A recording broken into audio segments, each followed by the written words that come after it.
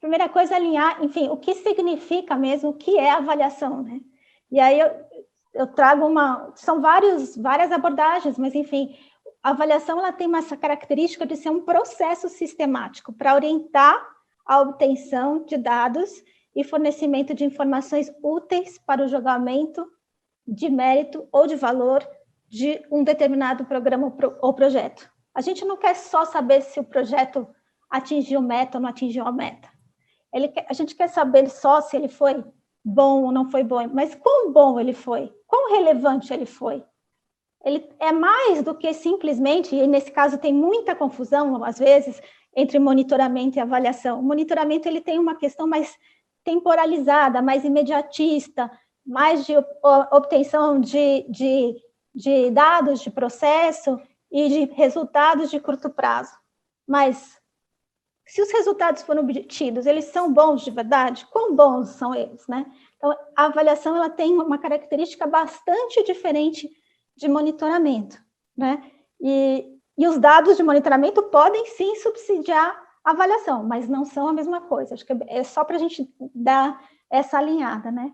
E a gente pode avaliar várias características diferentes de um determinado programa e o projeto. Pode ser característica de relevância, de eficácia, eficiência, impacto, sustentabilidade, enfim, tem várias outras, né? As nomenclaturas mudam, inclusive, né? Mas para tudo isso a gente tem que saber o quão bom foi, né? Também uma diferença grande, que acho que é legal só pontuar, é entre avaliação e pesquisa. Pesquisa é uma metodologia que busca mais atender a perguntas dos pesquisadores do que a perguntas que são úteis e relevantes para quem implementa o projeto, para quem é o cliente e quer saber as respostas e usar as respostas o mais rápido possível.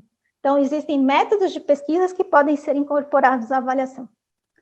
Uma coisa muito rápida só em relação a isso, depois, se tiverem mais dúvidas, a gente segue. E por que a gente avalia, né? E a primeira resposta é, a gente avalia para poder tomar decisão. O mais importante, um relatório avaliativo, para que ele seja importante, ele precisa ser útil. Útil para que alguma coisa surja a partir dele. Então, a tomada de decisão guia um pouco qual que é o foco que se vai se dar para o processo avaliativo. Mas, além disso, a gente tem várias outras razões pelas quais a gente avalia, né? Para dar agilidade nas respostas ao contexto, para melhorar as práticas e os resultados, para prestar conta, para desenvolver as pessoas e as organizações, especialmente quando a gente trabalha métodos participativos, né, de avaliação, para contribuir para a disseminação do conhecimento, para favorecer processos de mudanças, para contribuir para a estratégia da organização, enfim, são muitos, né? Mas a gente não pode tirar de vista essa questão de que a avaliação precisa ser útil. Muito bem. Fiquei aqui pensando como é que eu trazia essa questão de, bom, o que é mais importante quando a gente olha um processo avaliativo? E o ano passado, teve a publicação das diretrizes para a prática das avaliações no Brasil. Já existiam outras diretrizes internacionais que muitos dos avaliadores já se baseavam, mas essa foi uma diretriz construída pela Rede Brasileira de Monitoramento e Avaliação, com apoio do grupo de avaliação do GIF, e que aprofundou no que já existia e trouxe, vamos dizer, um viés brasileiro para um olhar que já existe mundialmente, trazendo questões que são muito importantes para quando se pensa avaliação. Eu não vou falar de todos eles, eu acho que é um documento super robusto, super legal, vale a pena vocês entrarem. E eu simplesmente peguei alguns para a gente conversar e que eles vão guiar um pouco depois a conversa que a Irene vai trazer, tá bom? Bom, já vou deixar tudo aqui. O documento ele tem, vamos dizer, 4 grandes valores, né? Aprendizagem, utilização, contextualização e valoração, direitos e integridade, método e viabilidade. Dentro de cada valor tem uma série de diretrizes, né? E aí eu escolhi essas diretrizes aqui para a gente falar um pouco. Então, resultados úteis, né? Então, a primeira coisa é que os resultados dessa avaliação, eles precisam ser úteis para quem vai usar essa avaliação. E aí a gente tem que olhar, quando a gente fala de utilidade, para todos os tomadores de decisão. E não só tomadores de decisão, mas eventualmente stakeholders da avaliação. Então, não necessariamente somente, por exemplo, uma organização vinculada ao investimento social privado toma a decisão do que se quer avaliar. E desconsiderando, por exemplo, as demandas de avaliação, ou as demandas avaliativas da ONG que é financiada por ela. Então, a gente tem que ter um misto aí de interesses para que ela seja útil e seja apropriada, né, pelas pessoas que depois vão receber a avaliação. Então, essa é uma questão. A outra coisa é a questão da viabilidade. Não adianta o céu é o limite em termos de avaliação, né? Então, não adianta a gente pode estabelecer um processo super criterioso, grupo controle, grupo tratamento, com uma amostra gigantesca, mas se a gente não tiver dinheiro, não tiver tempo, não tiver recursos humanos para fazer, de nada vai adiantar. Então, isso não significa que a gente não pode fazer um trabalho bom com metodologias distintas. Então, a gente tem que olhar para todo o contexto e decidir pela melhor metodologia naquele momento para que ele seja útil para aquele projeto específico, né? Bom, a questão da ética, da legalidade, da transparência, assim, é um pouco, parece que é uma coisa meio de senso comum, mas não necessariamente, né? Tem questões éticas, por exemplo, que não são tão fáceis, né, de se decidir. Então, por exemplo, se tem uma escola e você quer avaliar o impacto da alimentação, da merenda escolar no ensino, aprendizagem das crianças.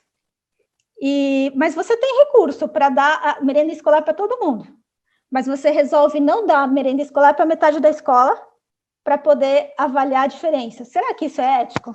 Né? Isso não são questões simples, né, de resolver, não são questões simples para o avaliador e nem para as pessoas que estão no campo. Então, todas essas questões têm que ser levadas em conta no momento da avaliação e no processo como um todo, não só no relatório final ou não só na coleta de dados, né? Bom, metodologia consistente e técnicas válidas, isso um pouco eu já falei, no sentido de que, gente, precisão a gente consegue com qualquer metodologia. Tem algumas metodologias que dizem, né, essa questão do gold standard e tal, mas que elas têm uma precisão, mas elas têm uma série de premissas que envolvem elas, que não necessariamente se repetem em outras situações. Então, assim, qual exatamente é o grau de precisão que a gente precisa para cada projeto, para cada tomada de decisão que a gente vai fazer? Dizer que a gente precisa de 100% de precisão para tomar decisão nesse mundo, talvez seja bastante utópico, né? Acho que muitos gestores com 80% de certeza sobre determinado assunto tomam decisões. Então, a gente precisa garantir esse mínimo para que se torne o processo confiável, né? E quanto mais preciso, melhor. O que, mais uma vez eu falo, isso independe da metodologia, né? E, por fim, os critérios que precisam ser válidos e explícitos, né? O que a gente leva em conta para fazer o julgamento? Como é que a gente decide quais são os critérios? Quem decide quais são os critérios, né? Como é que a gente dá publicidade a esses critérios?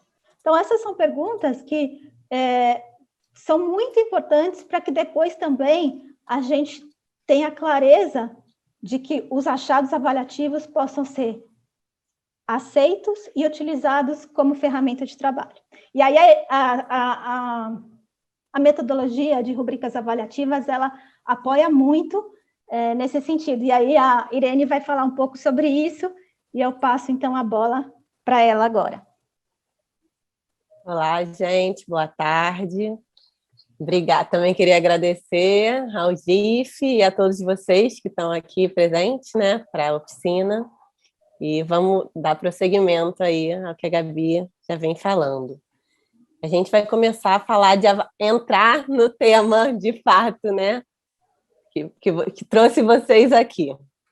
Avaliações relevantes e rubricas avaliativas. Esses são os nossos 3 principais referências em rubricas avaliativas. O Michael Scriven é professor de uma universidade nos Estados Unidos, em Michigan, que foi, inclusive, o orientador do doutorado do Tomás Chianca, que é brasileiro, e o Tomás Chianca fez doutorado na mesma turma da Jane Davidson, que é uma neozelandesa que fez o doutorado, que foi o primeiro doutorado em avaliação nos Estados Unidos. Eu acho que seria legal aqui mostrar para vocês 2 livros, um livro que é assim, uma referência, uma enciclopédia da avaliação, que é a Avaliação, um Guia de Conceitos, do Scriven, que até foi editada, né, pelo Itaú Social, Fundação Roberto Marinho, e é traduzida pelo Tomás. E é um livro que, assim, é bom ter sempre junto da gente, porque é um livro, quando a gente tem alguma dúvida sobre conceito, a gente consulta ele, e ele traz a luz para a gente. A Jane, a gente também tem um livro ótimo, que é o Evaluation Methodology Basics, que é o The Nuts and Bolts of Sound Evaluation, que também é um livro, assim, introdutório para o campo da avaliação, mas é um livro muito útil para o dia a dia. É um livro que você tem sempre... É também um livro bom para ter sempre à mão, assim, num processo. A gente até estava numa avaliação recentemente, e aí veio uma questão que o contexto era muito importante, e aí onde que a gente inclui... Eu fiquei nessa dúvida, onde incluir o contexto num relatório? Consultei esse livro e está lá, tem uma proposta de vários esquemas de um relatório, com várias questões que podem entrar ou não entrar. Então, assim, são 2 livros que estão sempre ao nosso lado e ajudam bastante a gente. Pode passar, Gabi, por favor. E aí vamos chegar, então, para as avaliações relevantes. Quando a gente pensa, assim, os elementos-chave mais importantes para pensar uma avaliação, a gente chega nessa listinha desses 5 itens. Primeiro, muito fundamental, é o propósito claro. Ou seja, para que essa avaliação? Qual que vai ser o uso dessa avaliação? Quem precisa saber o quê, por quê e para quê? A gente, assim, nas primeiras conversas, a gente tem que estar mapeando por que resolveram contratar essa avaliação. Um segundo ponto é o envolvimento inteligente dos stakeholders. Porque não adianta a gente achar que, não, todo mundo tem que participar, que a gente acha muito importante ser participativo, mas as pessoas todas não têm tempo disponível para participar do processo todo. Então, a gente tem que entender bem quem que é importante ser envolvido e em que momentos. Qual é a disponibilidade dessas pessoas, quais são os momentos estratégicos, qual que é a melhor forma de engajar elas. Tem umas que podem vir às reuniões, tem outras que não. Será que a gente marca um call para fazer uma conversa ali que a gente precisa de uma questão estratégica ou vai ser só na coleta de dados? E aí, esse é um segundo ponto. Agora, o terceiro ponto a gente vai falar aqui um pouquinho, mas vai se estender bastante mais para frente, são as perguntas avaliativas, que elas têm que ser relevantes sobre a qualidade e o valor do que a gente está avaliando e fazendo. O que o projeto, ou o programa, ou a rede está fazendo e alcançando. Mas uma coisa é o que eles estão fazendo e alcançando, mas qual que é a qualidade do que eles estão fazendo e alcançando? Qual que é o valor disso? Aí, com o quarto ponto, são a importância de serem respostas diretas e baseadas em evidências. Ou seja, a gente vai coletar muitos dados, seja em entrevista, seja em documentos, seja em survey, mas vai fazer triangulação de diferentes fontes e tipos de dado, mas o resultado tem que ser sucinto, direto ao ponto, porque um erro muito comum, né, são relatórios que acabam se perdendo nos detalhes e quem está lendo não consegue aprender o que eu tenho que extrair dessa avaliação, né, desse relatório.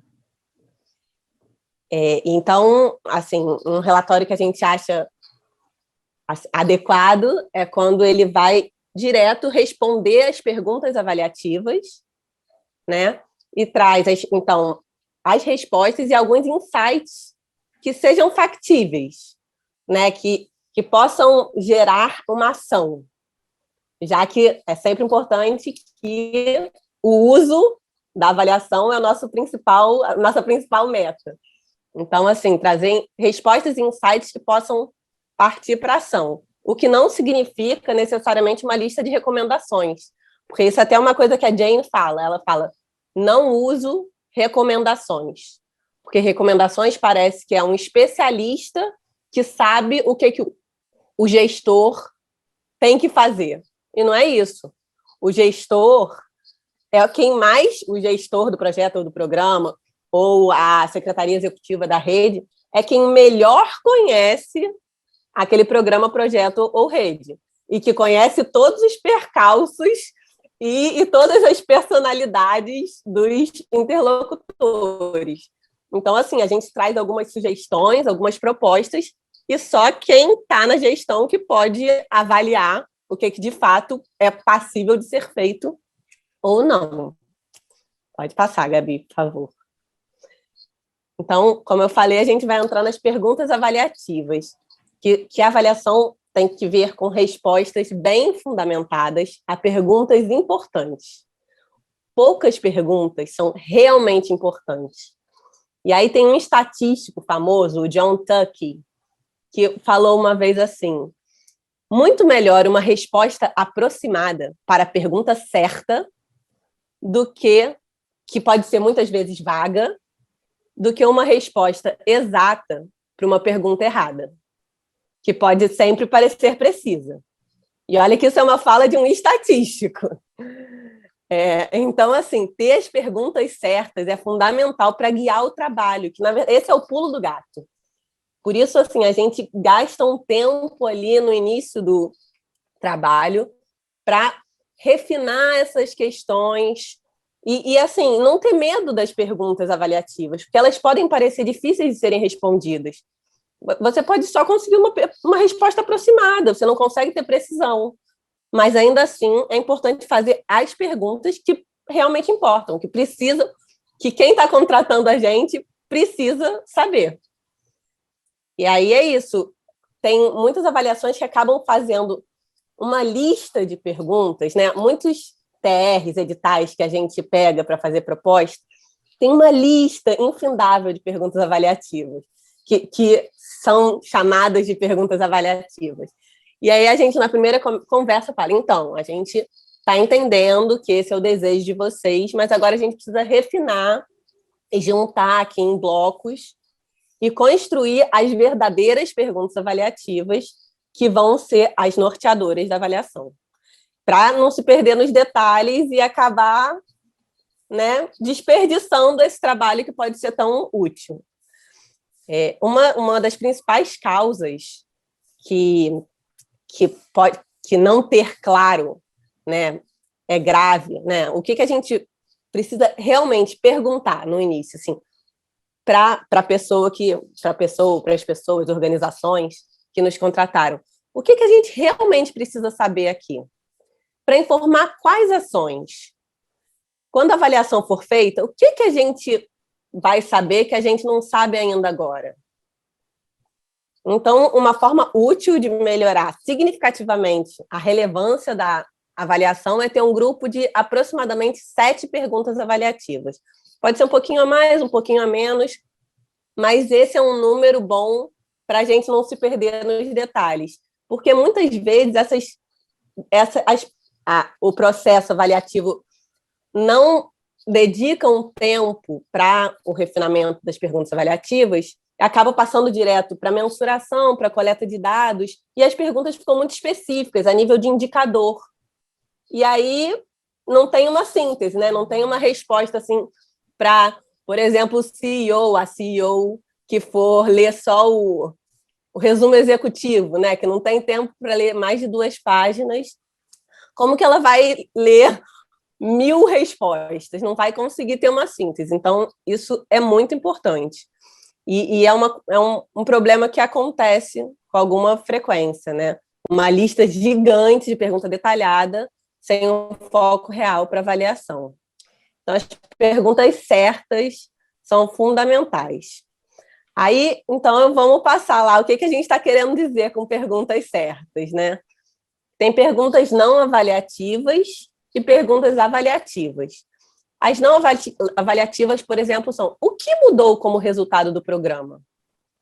Agora, avaliativa para esse caso seria: quão relevantes são os resultados do programa? Ou seja, eles alcançaram as necessidades mais importantes e ajudam a alcançar as aspirações mais importantes? Porque uma coisa é, os objetivos foram alcançados, mas será que os objetivos eram relevantes? É uma questão que o Tomás sempre fala para a gente não pode se prender ao que estava planejado. Porque, primeiro, pode ser que a própria gestão tenha avaliado que eram melhores outros caminhos e tenham sido melhores. Depois, um projeto ruim, a gente pode ter alcançado todos os resultados e ainda assim não ter resultados relevantes. Então, o tom da pergunta, né, a qualificação da pergunta ser avaliativa, ela é fundamental. Aí elas têm que dar uma ideia de, assim, esses resultados, ou a implementação, ou a sustentabilidade, foram realmente impressionantes? Foram medianos? Ou foram, assim, inaceitáveis?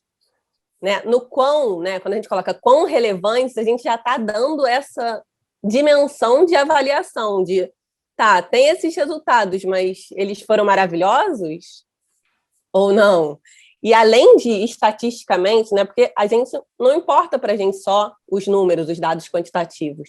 A gente quer saber se eles também foram relevantes em termos educacionais, sociais, econômicos, em termos práticos.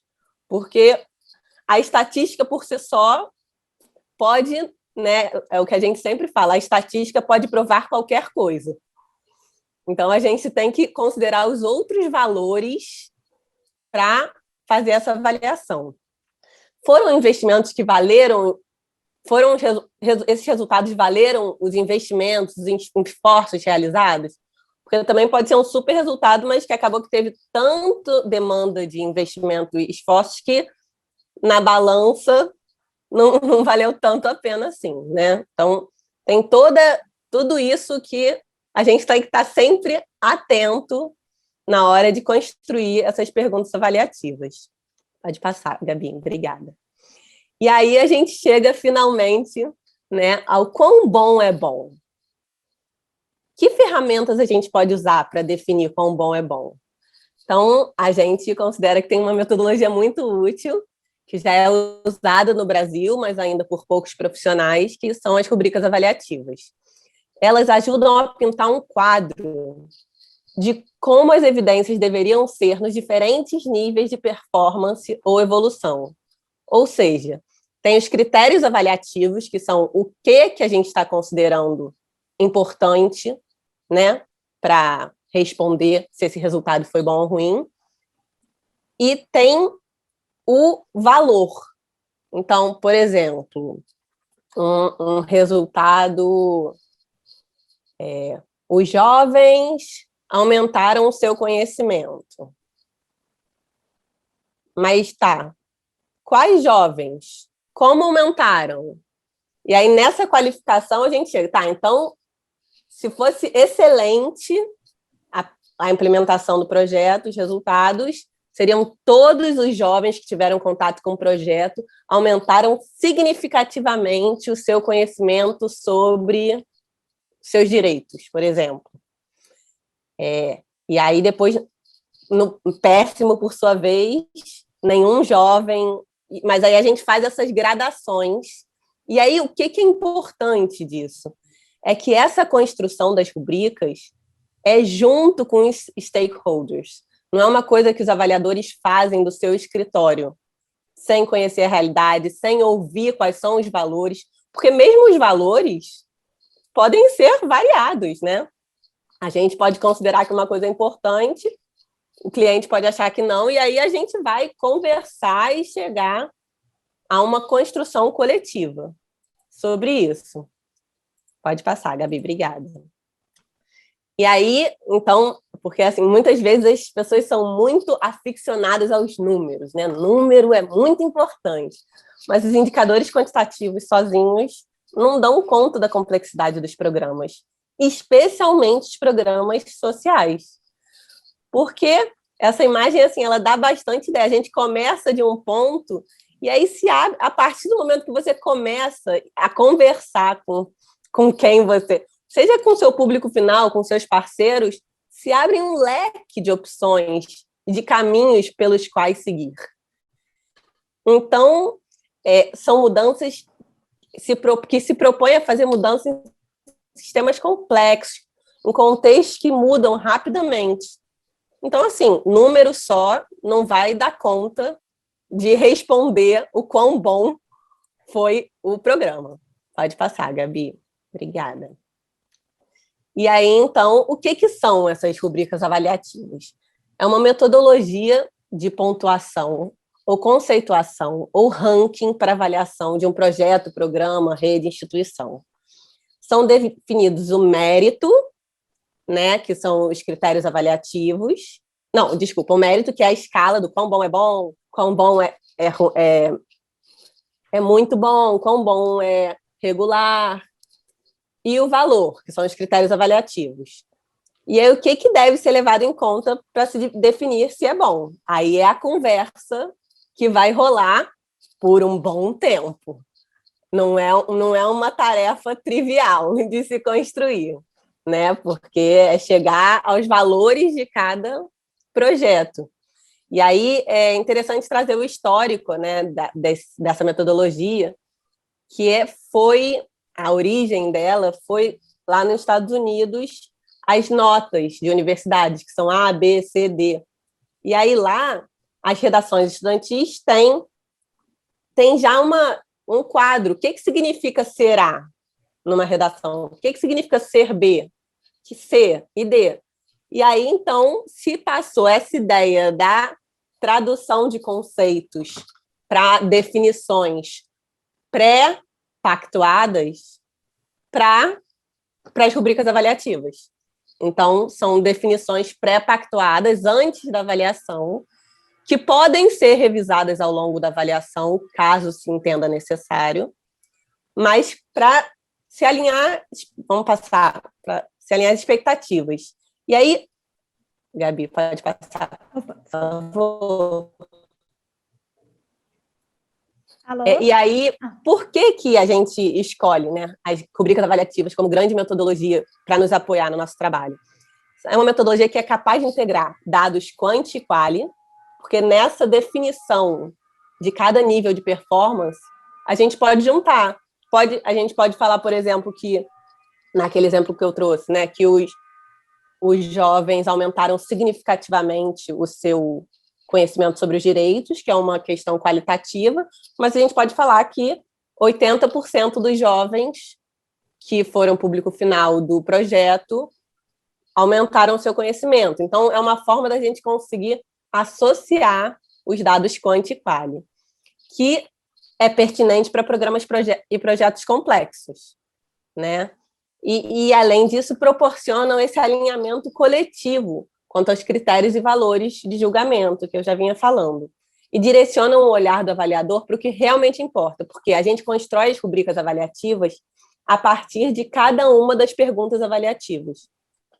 Então, a gente vai em cada pergunta avaliativa e tenta... se para a resposta dela ser maravilhosa, como é que seria? Para a resposta dela ser muito boa, como é que seria?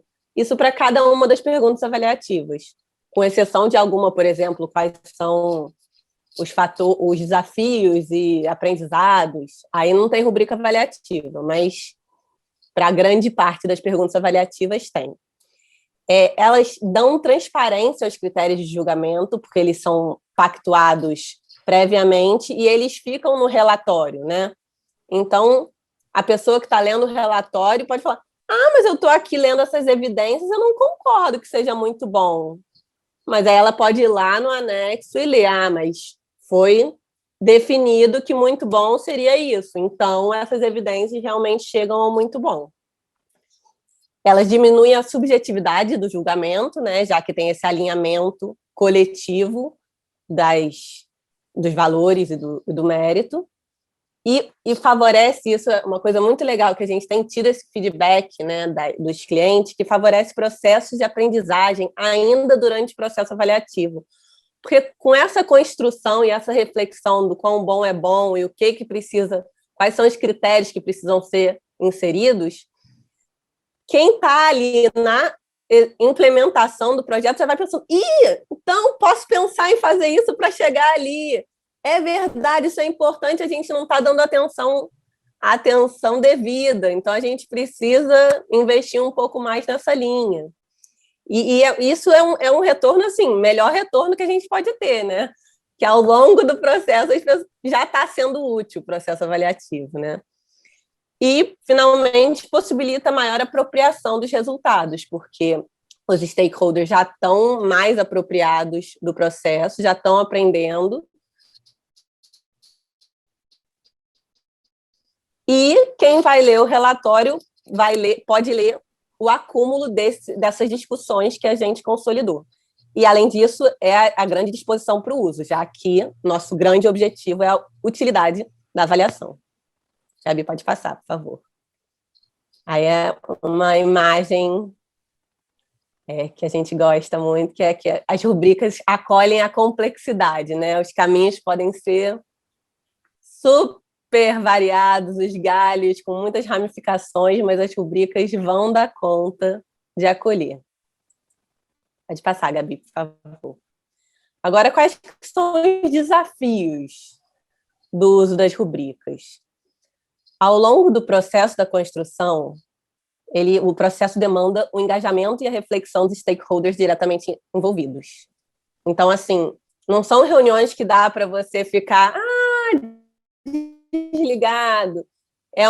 Quando a gente está ao vivo, né, pré-pandemia, a gente fazia assim, workshops, a gente às vezes vai para o hotel, fica todo mundo lá no hotel, 2 dias inteiros, 2 dias e meios, trabalhando as rubricas, trabalhando o dia inteiro para chegar a rubricas realmente úteis. Agora, na pandemia, a gente tem feito, é o que é possível, né? Reuniões de 3 a 4 horas, algumas reuniões para poder construir essa rubrica avaliativa, porque a gente sabe que online a gente não consegue ficar 8 horas concentrado numa reunião. Então, um desafio importante é esse tempo significativo da equipe gestora e executora e, eventualmente, de alguns parceiros do projeto, programa, para construção, para refletir, construir e se dedicar a essa etapa metodológica do processo avaliativo. Aí a Gabi, então, vai apresentar para vocês agora um exemplo de rubrica avaliativa, para vocês terem uma ideia mais concreta, né? Só uma coisa, Irene, o pessoal pediu no chat a referência dos 2 livros. Talvez você tirar uma foto ou, enfim, colocar as referências no chat dos 2 livros que você indicou, acho que seria legal. Tá. E a gente está um pouquinho atrasado no tempo, então eu vou dar uma corrida aqui. Assim que eu acabar, a gente vai abrir para perguntas e respostas, tá bom? A gente escolheu, eu queria falar só rapidamente que a gente escolheu um exemplo de uma rubrica avaliativa específica que foi criada para um projeto específico. Só que essa foi uma das rubricas que a gente criou para esse projeto. Então, tiveram várias perguntas avaliativas e para cada uma das perguntas avaliativas a gente fez uma rubrica avaliativa. Então, ela representa uma parte do projeto, né? Outra coisa importante falar também é que esse que a gente vai mostrar para vocês é um modelo de construção de rubrica avaliativa. Tem outros modelos possíveis. A gente trouxe esse porque primeiro que ele combina bastante dados quantitativos com qualitativos, mas também porque ele talvez seja um pouco mais intuitivo de vocês visualizarem o funcionamento, tá? Então, vamos lá. Sempre tem uma pergunta avaliativa que depois guia a rubrica. E a rubrica, nesse caso, no nosso caso, ela tem os seguintes níveis: excelente, muito bom, bom, razoável e ruim, tá? Então, vamos lá. A pergunta avaliativa é: em que medida os negócios e empreendedores apoiados com crédito pela organização estão na direção de se tornarem modelos sustentáveis? o que foi considerado excelente para essa rubrica avaliativa em resposta à pergunta avaliativa, que um grande número de novos negócios, cerca de 70%, a gente não quer se apegar exatamente no quantos por cento, mas cerca de, e de negócios existentes, cerca de 80%, 85% estão em atividade após 1 ano do recebimento do crédito. E vejam que esse é importante, porque ele significa que as outras coisas também têm que acontecer, tá? A taxa de inadimplência é pequena para novos negócios, menor ou igual a 10%, e mínima para negócios inexistentes, menor ou igual a 4%. E a organização tem contribuído para a formalização de novos negócios no município e em torno, e os parceiros reconhecem a relevância da sua atuação nesse aspecto. Então, vocês vejam, isso é uma coisa bastante de percepção, né? Qual que é a percepção que o parceiro tem sobre a relevância daquela organização naquela atividade específica. No caso, a organização tinha outras atividades também, mas essa pergunta a gente está fazendo sobre a questão do crédito, né? Era microcrédito. E para a maioria dos recebedores de crédito, o recurso recebido foi fundamental para a implementação, fortalecimento do negócio. O que está em negrito são as coisas que vão mudar conforme a gente vai descendo na escala. Então, quando a gente passa para o muito bom, a gente vai ter um grande número de novos negócios, e aí baixa um pouco o percentual, né? Precisam estar em atividade após 1 ano de recebimento. A taxa de inadimplência também muda o percentual, né? A organização tem contribuído para a formalização de negócios no município em torno, e os parceiros reconhecem a relevância. Nesse caso, a gente não mudou, porque a gente achou que ainda precisaria existir para estar considerado como muito bom. E a grande maioria dos recebedores de crédito, o recurso foi fundamental, também não mudamos. Tá? Aí, conforme a gente vai descendo, por exemplo, como a gente está um pouquinho atrasado, eu não vou ler tudo para vocês de novo, mas para vocês verem, por exemplo, no bom, o recurso na última linha ali deixa de ser fundamental e passa a ser só importante, né? A organização, ela contribui para a formalização de novos negócios no município no entorno, mas o reconhecimento do parceiro não é exigido nessa rubrica. Então, as coisas vão diminuindo um pouquinho, mas os critérios são os mesmos, né? O razoável, aí diminui mais ainda, né? Então, por exemplo, para mais da metade dos recebedores de crédito, o recurso foi pouco importante para a implementação, fortalecimento do negócio. Isso já, se acontece isso, já, enfim, é razoável, né? E aí, insuficiente. E aí tem uma diferença grande que a gente usou aqui, e nem sempre todas as rubricas são assim, mas a gente usou a palavra ou. O que significa isso? Que se acontecer se acontecer uma dessas coisas, independentemente das outras não acontecerem, a classificação do projeto vai ser considerada nesse ponto insuficiente. Então, apenas cerca de 35% de novos negócios e 50% dos negócios existentes estão em atividade após 1 ano de recebimento do crédito, ou se a taxa de inadimplência é alta, ou se para a maioria dos recebedores de crédito o recurso recebido não foi importante. Se acontecer qualquer dessas coisas, é insuficiente. Então, isso aqui, a ideia foi mostrar para vocês como é que é a lógica, né? Porque às vezes falando só da teoria fica muito difícil. Como é que é pensado, como é que se organiza uma rubrica avaliativa?